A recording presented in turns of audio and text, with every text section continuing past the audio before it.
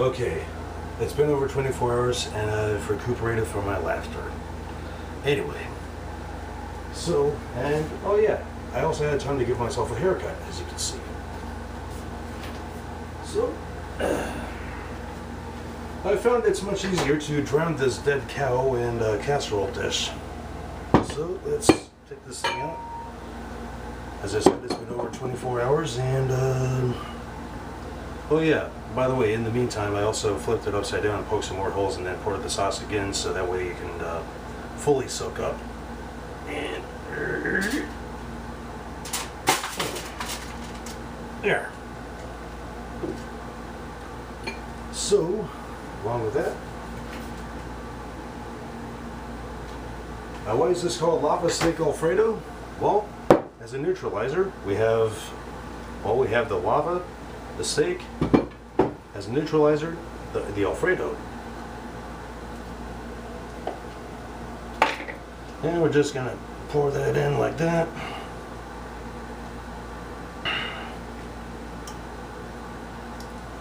And let's see if we can, how much more we can, there we go.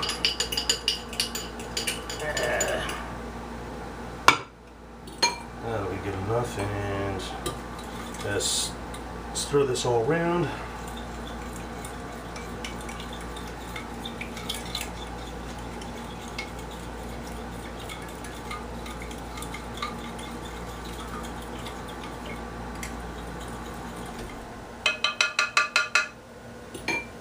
And pour it all over.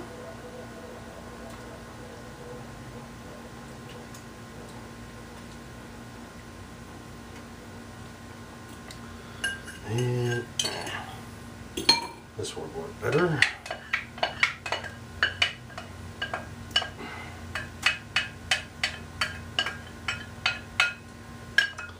Okay. Take this thing out. Then we could turn the thing on to about 375. I can do it. And put that there. Put that there. Open sesame.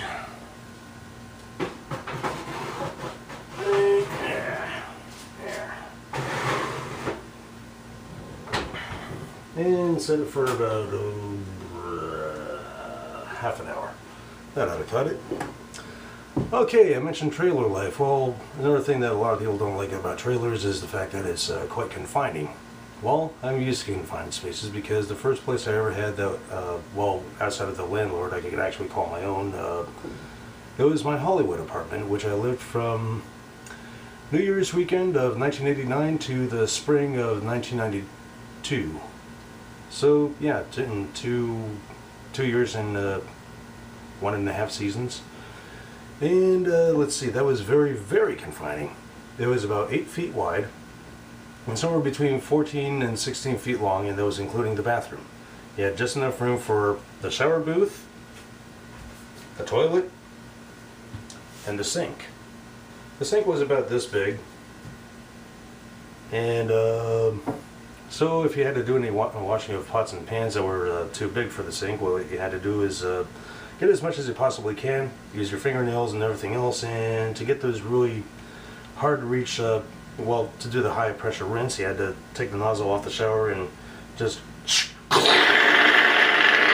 little macaronis flying around all over the ceiling and everything else that you had to chisel off later, especially if you're trying to get your deposit back, which I didn't.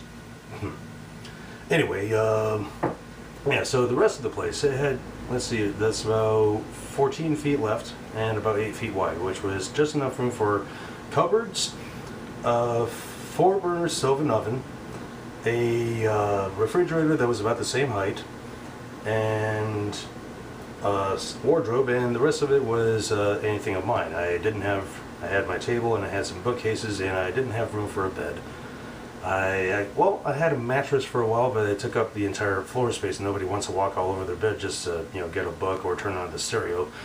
And so finally got rid of the mattress, and yeah, I slept on the floor for a good 2 years, and when I finally moved out of the place, I was still sleeping on the floor, and I would, even though there, I was back in my parents' house, and I would still sleep on the floor so that way I could savor the bed, enjoy the cushy bed, the privilege of comfort.